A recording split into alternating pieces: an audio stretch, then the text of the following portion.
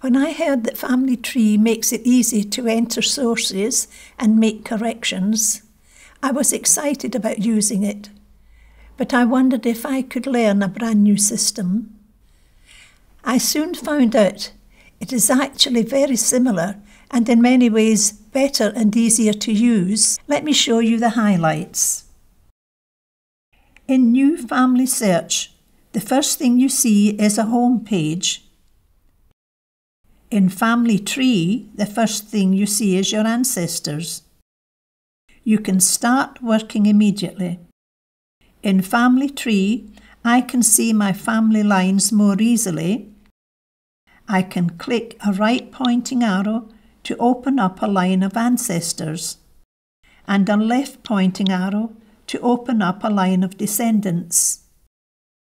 I can use this zoom tool to change the size of my tree, click the minus symbol to make the text smaller, click the plus symbol to make it larger, and I can click and drag my tree to the exact part that I'm working on. To see a person's details, I click the name and this shows the summary card. On the summary card, click Person. The details are shown on a separate page. I just scroll down to see everything like the birth and christening dates, family relationships, discussions, sources, temple ordinances and so forth. In New FamilySearch, you could see who contributed information and whether there was contact information. Family Tree lets you do the same thing. In New FamilySearch, making corrections is a challenge. In Family Tree, making corrections is easy. Let me show you how it's done. This is a person on my tree and I have just received a copy of his death certificate. The date is wrong on my tree, so I'm going to correct it. To make the change, I click on the existing date, then Edit. This section expands and displays the fields which I can change. Here's the correct date and the death location. I start to type and it offers me some choices. I can select the one I want. When you make corrections, be sure to explain your reasons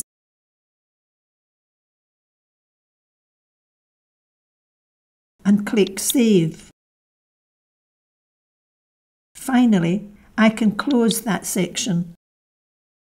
Now that I've spent a little time in Family Tree, I've discovered that it's not so different.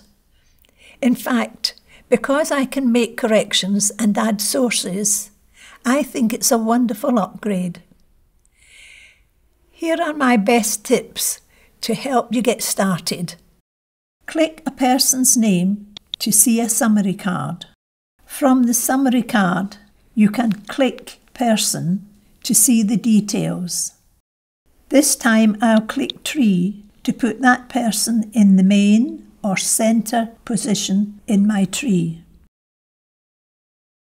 When you make corrections, be sure to explain your reasons and attach sources. This is where I can create a new source. Example information is shown in each field, but that will clear as soon as I enter the information I want. There are also some great training resources that can help you learn how to use Family Tree. For example, enter a topic of interest and you are shown articles on that subject.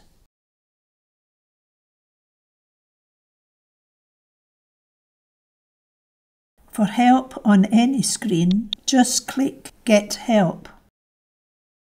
Many options are available.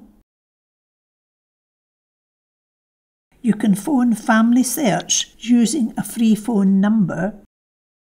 Start a live online chat. Locate your nearest family history centre. or send a message and you'll get an email in reply. Why don't you give Family Tree a try? I think you'll like it. This year I'll be 90 years old. If I can work on the computer to enter my family tree, then I'm sure you can do it as well. Come on now, I'll accept no excuses.